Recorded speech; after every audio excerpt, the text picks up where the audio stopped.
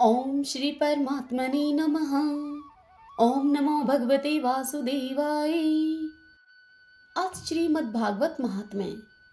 कृष्णं नारायणं वन्दे, कृष्णं वन्दे ब्रजप्रियं, कृष्णं तुपायनं वन्दे, कृष्णं वन्दे प्रतासुतम्। अथ प्रथमो अध्यायः। आज से प्रारंभ करते हुए हम सब श्रीमद् भागवत महापुराण से महात्म्य की पहली और दूसरी कथा सुनेंगे। इस अध्याय में हम सुनेंगे देव ऋषि नारद जी की भक्ति से भेंट।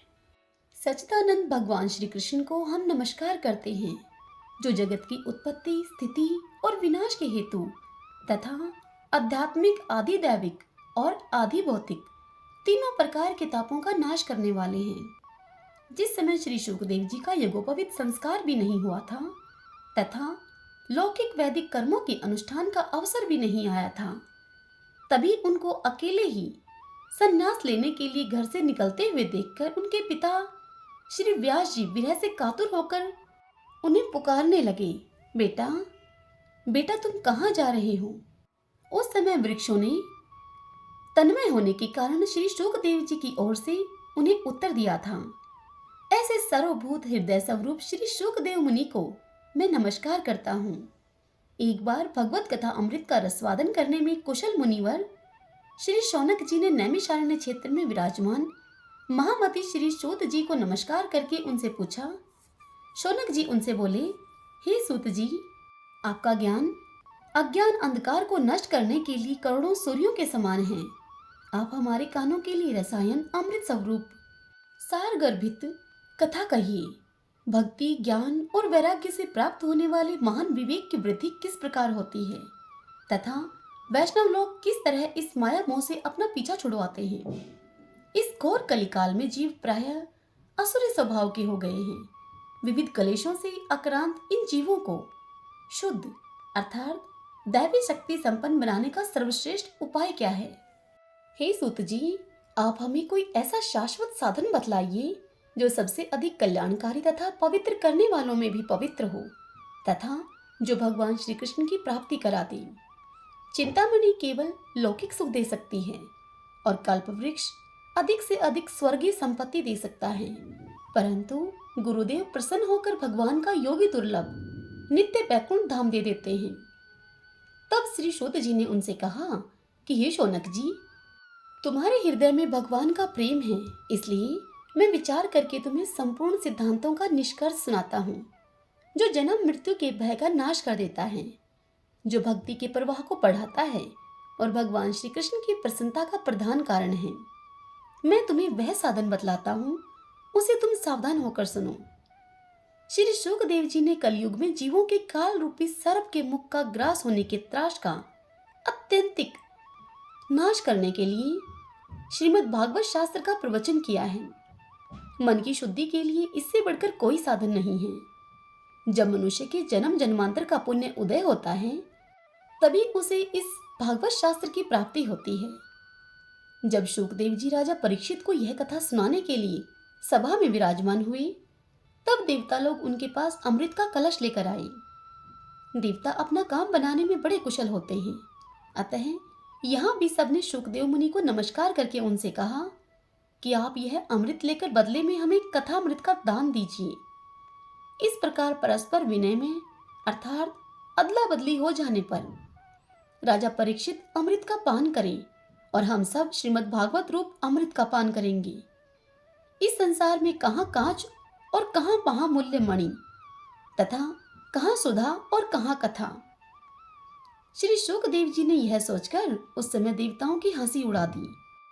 उन्हें भक्ति शून्य अर्थात कथा का अनअधिकारी जानकर कथा अमृत का दान नहीं किया। इस प्रकार यह श्रीमद् भागवत की कथा देवताओं को भी दुर्लभ है। पूर्व काल में श्रीमद् भागवत के श्रवण से ही राजा परीक्षित की मुक्ति को देखकर ब्रह्मा जी को भी बड़ा आश्चर्य हुआ था। उन्होंने सत्यलोक में तराजू बांधकर सब साधनों को तोला। अन्य सभी साधन तोल में हल्के पड़ गए। अपने महत्व के कारण भागवत ही सबसे भारी रहा। यह देखकर सभी ऋषियों को बड़ा विस्मय हुआ। उन्होंने कलयुग में इस भगवत रूप भागवत शास्त्र को ही पढ़ने सुनने से तत्काल मोक्ष देने वाला निश्चय किया। सप्ताह विधि श्रवण करने पर यह निश्चय भक्ति प्रदान करता है। पूर्व काल में इसे दयापरायण शनकादि ऋषि अर्थात सनकादि ने देव ऋषि नारद को सुनाया था। यद्यपि देव ऋषि ने पहले ब्रह्मा जी के मुख से इसे श्रवण कर लिया था, तथापि सप्ताह श्रवण की विधि तो उन्हें सनकादि ने ही बताई थी। शौनक जी ने पूछा, सांसारिक प्रपंच से मुक्त एवं विचरणशील नारद जी का सनकादि के साथ संयोग कहाँ हुआ और विधि विधान के श्रवण में उनकी प्रीति कैसे हुई? शौनक जी की यह बात सुनकर सूत जी ने उनसे कहा कि अब मैं तुम्हें वह भक्तिपूर्ण कथांक सुनाता हूँ जो श्री शुकदेव जी ने मुझे अपना अनन्य शिष्य समझकर एकांत में सुनाया था। एक दिन विशालापुरी में चारों निर्मल ऋषि सत्संग के लिए आए। वहां उन्होंने नारद जी को देखा। शनकादिक ने उनसे पूछा कि हे ब्राह्मण, आपका मुख उदास क्यों हो रहा है? आप चिंतातुर कैसे हैं? इतनी जल्दी जल्दी में आप कहाँ जा रहे हैं और आपका आगमन कहाँ से हो रहा है? इस समय तो आप उस पुरुष के समान व्याकुल जान पड़ते हैं जिसका कि सारा धन लूट लिया गया हो। आप जैसे आसक्ति रहित पुरुषों के लिए यह उचित नहीं है। क्या कारण है? इसका कारण बताइए। यह सुनकर नारद जी ने उनसे कहा कि हे ऋषियों, मैं सर्वोत्तम लोक समझकर पृथ्वी में आया था। यहाँ पुष्कर, प्रयाग, काशी, गोदावरी, नासिक, हरिद्वार, कुरुक्षेत्र, श्रीरंग और सेतुबंध आदि कई तीर्थों में मैं इधर से उधर विचरता रहा, किंतु मुझे कहीं भी मन को संतोष देने वाली वह शांति नहीं मिली। इस समय अधर्म के सहायक कलयुग ने सारी पृथ्वी को पीड़ित कर रखा है। अब यहाँ सत्य, तप, सोच अर्थात बाहर भीतर की पवित्रता, दया, दान आदि कुछ भी नहीं है।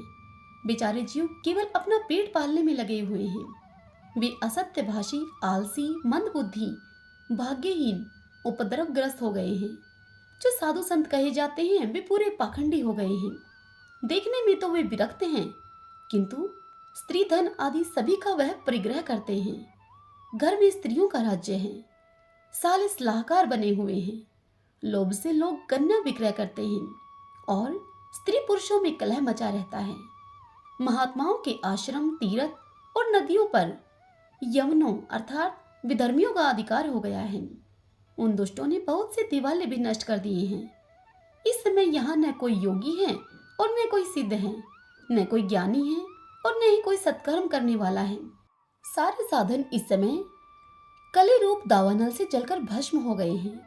इस कलयुग में सभी देशवासी बाजारों में अन्न बेचने लगे हैं। ब्राह्मण लोग पैसा लेकर वेद पढ़ाते हैं और स्त्रियां वैश्यावृत्ति से निर्वाह करने में लगी हैं।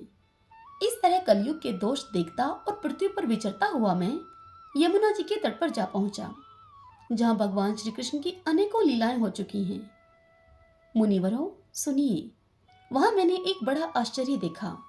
वहां एक युवती स्त्री खिन्न मन से बैठी थी। उस स्त्री के पास पड़े हुए दो वृद्ध पुरुष अचेत अवस्था में पड़े जोर जोर से सांसें ले रहे थे। वह तरुणी उनकी सेवा कर रही थी। उन्हें कभी वह चेत कराने का प्रयत्न करती तो कभी उनके आगे वह रोने लगती थी। वह अपने शरीर के रक्षक परमात्मा को दशों दिशाओं में देख रही थी। उसके चारों ओर सैकड़ों स्त्रियां उसे पंखा जल रही थीं और बार बार उसे समझाती जाती थी। दूर से यह सब चरित्र देखकर मैं कौतूहलवश उसके पास चला गया। मुझको देखकर वह युवती खड़ी हो गई और बड़ी व्याकुल होकर वह कहने लगी। उस युवती ने मुझसे कहा कि अजी महात्मा जी, क्षण भर यहाँ ठहर जाइए और मेरी चिंता को भी आप नष्ट कर दीजिए। आपका दर्शन तो संसार के सभी पापों को सर्वथा नष्ट कर देने वाला है। आपके वचनों से मेरे दुख की भी बहुत कुछ शांति हो जाएगी। मनुष्य का जब बड़ा भाग्य होता है तभी आपके दर्शन हुआ करते हैं। इतनी बात बताकर नारद जी सनकादिक ऋषियों से कहते हैं कि तब मैंने उस स्त्री से पूछा कि देवी, तुम कौन हो? ये दोनों पुरुष तुम्हारे क्या होते हैं और तुम्हारे पास ये कमल नयनी देवियां कौन हैं? तुम हमें विस्तार से अपने दुख का कारण बताओ। तब उस युवती ने कहा कि मेरा नाम भक्ति है। ये ज्ञान और वैराग्य नामक मेरे दो पुत्र हैं। समय के फेर से ही ये ऐसे जर्जर हो गए हैं। ये देवियां गंगा जी आदि नदियां हैं।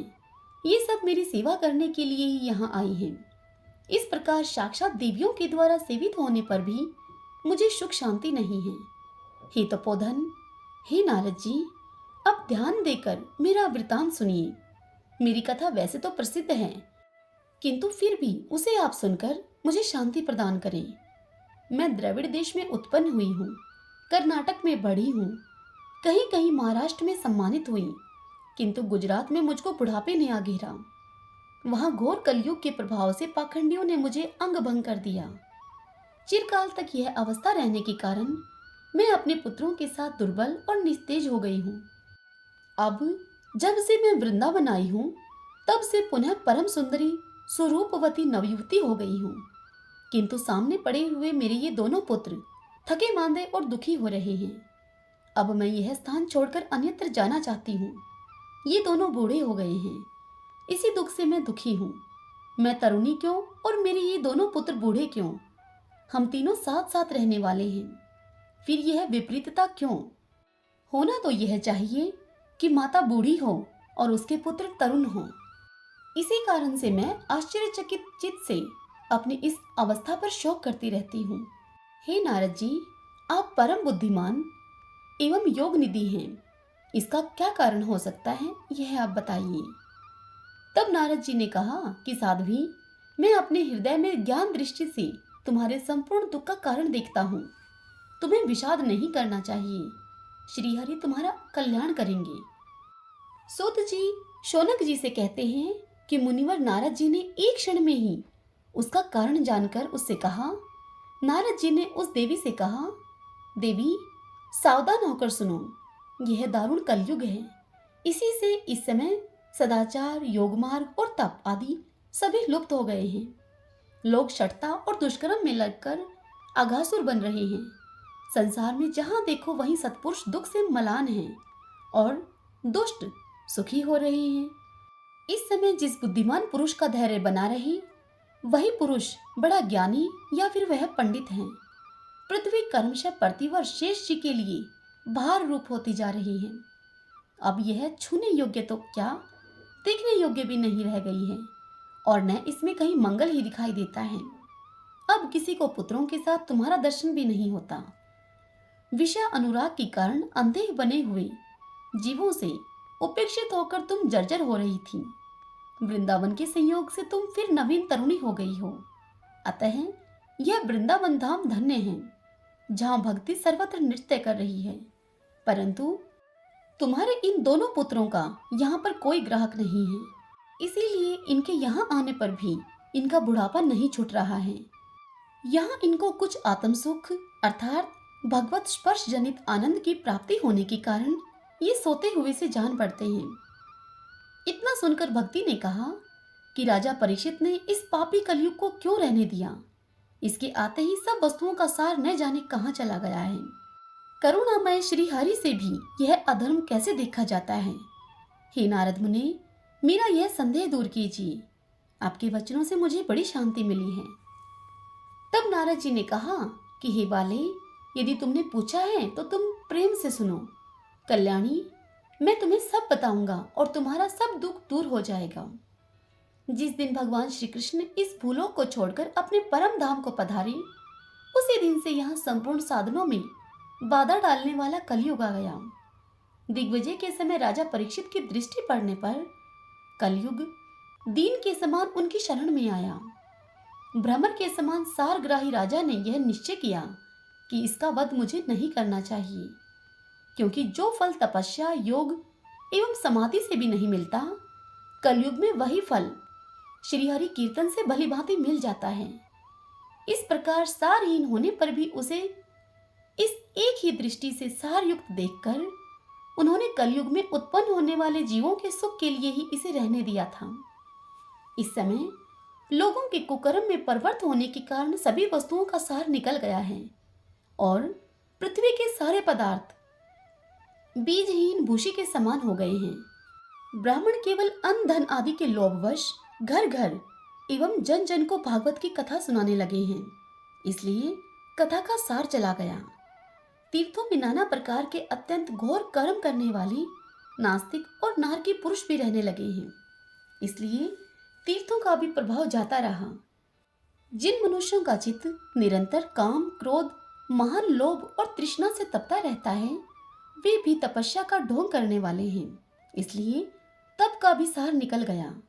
मन पर काबू न होने के कारण तथा लोभ, दंभ और पाखंड का आश्रय लेने के कारण एवं शास्त्र का अभ्यास न करने से ध्यान योग का फल मिट गया। पंडितों की यह दशा है कि वे अपनी स्त्रियों के साथ पशु की तरह रमण करते हैं। उनमें संतान पैदा करने की ही कुशलता पाई जाती है। मुक्ति साधन में वे सर्वथा अकुशल हैं। संप्रदाय अनुसार प्राप्त हुई वैष्णवता भी कहीं देखने में नहीं आती। इस प्रकार जगह जगह सभी वस्तुओं का सार लुप्त हो गया है। यह तो इस कलयुग का स्वभाव ही है, इसमें किसी का दोष नहीं है। इसी से पुंडरीकाक्ष भगवान बहुत समीप रहते हुए भी यह सब सह रहे हैं। सूत जी कहते हैं कि हे शौनक जी, इस प्रकार देवऋषि नारद के यह वचन सुनकर भक्ति को बड़ा आश्चर्य हुआ। फिर उसने नारद जी से जो कुछ कहा उसे आप सुनिए। भक्ति ने नारद जी से कहा कि हे देवऋषि नारद, आप धन्य हैं। मेरा बड़ा सौभाग्य था कि जो कि आपका समागम हुआ। संसार में साधुओं का दर्शन ही समस्त सिद्धियों का परम कारण है। आपका केवल एक बार का उपदेश धारण करके कयादो कुमार प्रहलाद ने माया पर विजय प्राप्त कर ली थी। ध्रुव ने भी अपनी कृपा से ही ध्रुव पद प्राप्त किया था। आप सर्वमंगलमय और साक्षात श्री ब्रह्मा जी के पुत्र हैं। मैं आपको नमस्कार करती हूँ। ओम नमो नारायण, ओम नमो नारायण। नारद जी ने कहा, हे बाले, तुम व्यर्थ ही अपने को क्यों खेद में डाल रही हो? अरे, तुम इतनी चिंता दूर क्यों हो? भगवान श्री कृष्ण के चरण कमलों का चिंतन करो। तुम उनकी कृपा से तुम्हारा सारा दुख दूर हो जाएगा।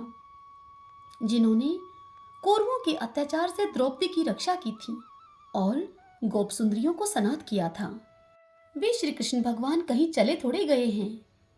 फिर तुम तो भक्ति हो और सदा उन्हें प्राणों से भी प्यारी हो। तुम्हारे बुलाने पर तो भगवान नीचों के घरों में भी चले जाते हैं। सत्य, त्रेता और द्वापर, इन तीनों युगों में ज्ञान और वैराग्य मुक्ति के साधन थे, किंतु कलयुग में तो केवल भक्ति ही ब्रह्म सायुज्य अर्थात मोक्ष की प्राप्ति कराने वाली है। यही सोचकर ही परमानंद चिन्ह मूर्ति ज्ञान स्वरूप श्री हरि ने अपने सत्य स्वरूप से तुम्हें रचा है। तुम साक्षात श्री कृष्णचंद्र की प्रिया और परम सुंदरी हो। एक बार जब तुमने अपने हाथों को जोड़कर उनसे पूछा था कि मैं क्या करूं, तब भगवान ने तुम्हें यही आज्ञा दी थी कि तुम मेरे भक्तों का पोषण करो। तुमने भगवान की वह आज्ञा स्वीकार कर ली थी। इससे तुम पर श्रीहरि बहुत प्रसन्न हुए और तुम्हारी सेवा करने के लिए मुक्ति को तुम्हें दासी के रूप में दे दिया और इन ज्ञान और वैराग्य को पुत्रों के रूप में दिया। तुम अपने साक्षात स्वरूप से बैकुंठ धाम में ही भक्तों का पोषण करती हो। भूलोक में तो तुमने उनकी पुष्टि के लिए केवल छाया रूप धारण कर रखा है। तब तुम मुक्ति, ज्ञान और वैराग्य को साथ लिए हुए पृथ्वी तल पर आई और सतयुग के द्वापर पर्यंत बड़े आनंद से रही। कलयुग में तुम्हारी दासी मुक्ति पाखंड रूप रोग से पीड़ित होकर क्षीण होने लगी थी, इसलिए वह तो तुरंत ही तुम्हारी आज्ञा से बैकुंठ लोक को चली गई। इस लोक में भी तुम्हारे स्मरण करने से ही वह आती है और फिर चली जाती है, किंतु इन ज्ञान वैराग्य को तुमने अपने पुत्र मानकर अपने पास ही रख छोड़ा है। फिर भी कलयुग में इनकी उपेक्षा होने के कारण तुम्हारे ये पुत्र उत्साहहीन और वृद्ध हो गए हैं। फिर भी तुम चिंता न करो, मैं इनके नव जीवन का उपाय सोचता हूँ। हे सोमुखी, कली के समान कोई भी युग नहीं है। इस युग में मैं तुम्हें घर घर से प्रत्येक पुरुष के हृदय में स्थापित कर दूंगा।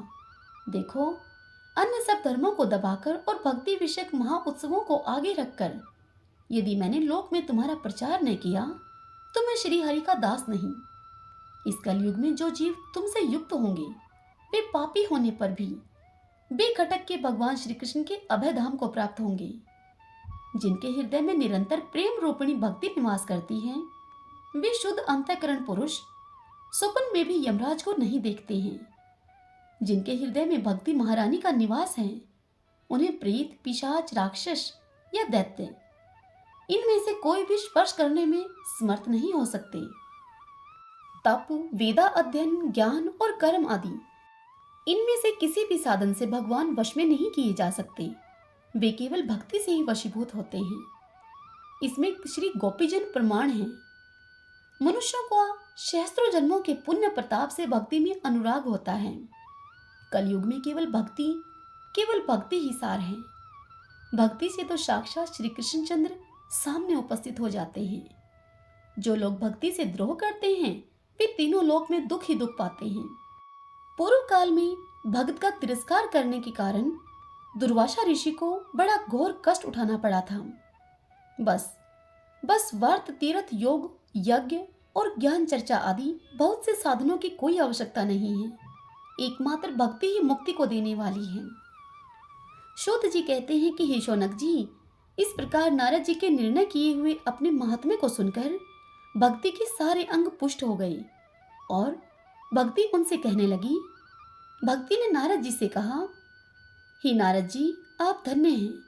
आपकी मुझ में निश्चल प्रीति है। मैं सदा आपके हृदय में रहूंगी, कभी आपको छोड़कर नहीं जाऊंगी। हे साधो, आप बड़े कृपालु हैं। आपने क्षण भर में ही मेरा सारा दुख दूर कर दिया, किंतु अभी मेरे पुत्रों में चेतना नहीं आई है। आप इन्हें शीघ्र ही सचेत कर दीजिए, इन्हें जगा दीजिए।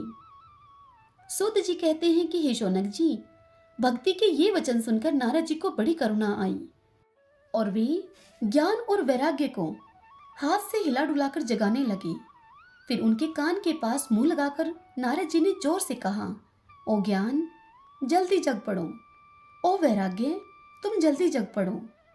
फिर उन्होंने वेद ध्वनि, वेदांत घोष और बार बार गीता पाठ करके उन्हें जगाया। इससे वे जैसे तैसे जग पड़े। जोर लगाकर वह उठे, किंतु आलस्य के कारण वे दोनों जम्हाई लेते रहे। नेत्र उघाड़कर देख भी नहीं सके। उनके बाल बगलों की तरह सफेद हो गए थे। उनके अंग प्रायः सूखे काठ के समान निस्तेज और कठोर हो गए थे। इस प्रकार भूख प्यास के मारे अत्यंत दुर्बल होने के कारण उन्हें फिर सोते हुए देखकर नारद जी को बड़ी चिंता हुई और नारद जी सोचने लगे कि अब मुझे क्या करना चाहिए। इनकी यह नींद और इससे भी बढ़कर इनकी यह वृद्धा अवस्था कैसे दूर हो। हे शौनक जी, इस प्रकार चिंता करते करते नारद जी भगवान का स्मरण करने लगे। उसी क्षण वहां एक आकाशवाणी हुई और आकाशवाणी ने यह कहा, हे मुने, खेद मत करो, तुम्हारा यह उद्योग निसंदेह सफल होगा। हे देवऋषि, इसके लिए तुम एक सत्कर्म करो। वह कर्म तुम्हें संत शिरोमणि महानुभाव बताएंगे। उस सत्कर्म का अनुष्ठान करते ही क्षण भर में इनकी नींद और वृद्धा अवस्था चली जाएगी तथा सर्वत्र भक्ति का प्रसार होगा। यह आकाशवाणी वहां सभी को साफ साफ सुनाई दी। इससे नारद जी को बड़ा विस्मय हुआ और वे कहने लगे कि मुझे तो इसका कुछ आशय समझ ही नहीं आया। नारद जी कहने लगे कि इस आकाशवाणी ने भी गुप्त रूप से ही बात कही है। यह नहीं बताया कि वह कौन सा साधन किया जाए जिससे इनका कार्य सिद्ध हो। वे संत न जाने मुझे कहाँ मिलेंगे और किस प्रकार उस साधन को बताएंगे। अब आकाशवाणी ने जो कुछ कहा है उसके अनुसार मुझे क्या करना चाहिए।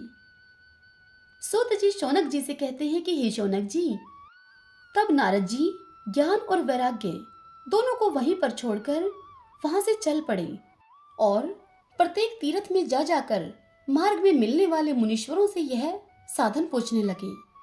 उनकी उस बात को सुनते तो सभी थे, किंतु उसके विषय में कोई कुछ भी निश्चित उत्तर नहीं देता था। किन्हीं ने उसे असत्य बात बताया तो कोई बोले कि इसका ठीक ठीक पता लगाना ही कठिन है। कोई उनकी बात को सुनकर चुप रह गए तो कोई तो अपनी अवज्ञा होने की भय से उनकी बात को ही टाल टोल कर खिसक गए। त्रिलोकी में महान आश्चर्यजनक हाहाकार मच गया। लोग आपस में कानाफूसी करने लगे। भाई, जब वेद ध्वनि, वेदांत घोष और बार बार गीता पाठ सुनाने पर भी भक्ति, ज्ञान और वैराग्य ये तीनों नहीं जगाए जा सके, तब तो कोई उपाय नहीं है। स्वयं योगीराज नारद को भी जिसका ज्ञान नहीं है उसे दूसरे संसारी लोग कैसे बता सकते हैं। इस प्रकार जिन जिन ऋषियों से इसके विषय में पूछा गया उन्होंने निर्णय करके यही कहा कि यह बात दुसाध्य ही है। तब नारद जी बहुत चिंतातुर हुए और बद्रीवन में आए। ज्ञान वैराग्य को जगाने के लिए वहां उन्होंने यह निश्चय किया कि मैं तप करूंगा। इसी समय उन्हें अपने सामने करोड़ों सूर्यों के समान तेजस्वी सनकादिक मुनीश्वर दिखाई दिए। उन्हें देखकर नारद जी कहने लगे। नारद जी ने महात्माओं से कहा कि हे महात्माओं, इस समय बड़े भाग्य से मेरा आप लोगों के साथ समागम हुआ है। आप मुझ पर कृपा करके शीघ्र ही वह साधन बताइए। आप सभी लोग बड़े योगी, बुद्धिमान और विद्वान हैं। आप देखने में 5-5 वर्ष के बालक से जान पड़ते हैं, किंतु हैं पूर्वजों के भी पूर्वज। आप लोग सदा बैकुंठ धाम में निवास करते हैं, निरंतर हरि कीर्तन में तत्पर रहते हैं, भगवत लीला अमृत का रसवादन करके सदा उसी में उन्मत्त रहते हैं और एकमात्र भगवत कथा ही आपके जीवन का आधार है। हरि है शरणम, अर्थात भगवान ही हमारे रक्षक हैं। यह वाक्य, यह मंत्र सर्वदा आपके मुख में रहता है। इसी से काल प्रेरित वृद्ध अवस्था भी आपको नहीं बाधा पहुंचा सकती। पूर्व काल में आपके भूभ्रंग मात्र से भगवान विष्णु के द्वारपाल जय और विजय तुरंत पृथ्वी पर गिर गए थे और फिर आपकी ही कृपा से वे पुनः बैकुंठ लोक पहुंच गए। धन्य है, इस समय आपका दर्शन बड़े सौभाग्य से ही हुआ है।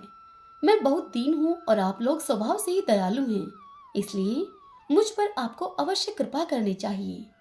बताइए, आकाशवाणी ने जिसके विषय में कहा है वह कौन सा साधन है और मुझे किस प्रकार उसका अनुष्ठान करना चाहिए? आप इसका विस्तार से वर्णन कीजिए। भक्ति, ज्ञान और वैराग्य को किस प्रकार सुख मिल सकता है और किस तरह इनकी प्रेम पूर्वक सब वर्णों में प्रतिष्ठा की जा सकती है। यह बात सुनकर संकादिक ऋषियों ने नारद जी से कहा कि हे देव ऋषि, आप चिंता न करें, मन में प्रसन्न हो। उनके उद्धार का एक सरल उपाय पहले से ही विद्यमान है। नारद जी, आप धन्य हैं, आप विरक्तों के शिरोमणि हैं, श्री कृष्ण दासों के शाश्वत पथ प्रदर्शक एवं भक्ति योग के भास्कर हैं। आप भक्ति के लिए जो उद्योग कर रहे हैं, यह आपके लिए कोई आश्चर्य की बात नहीं है। भगवान के भक्त के लिए तो भक्ति की सम्यक स्थापना करना सदा उचित ही है। ऋषियों ने संसार में अनेकों मार्ग प्रकट किए हैं, किंतु वे सभी कष्ट साध्य हैं और परिणाम में प्रायः स्वर्ग की ही प्राप्ति कराने वाले हैं। भगवान की प्राप्ति कराने वाला मार्ग तो अभी तक गुप्त ही रहा है। उसका उपदेश करने वाला पुरुष प्रायः भाग्य से ही मिलता है।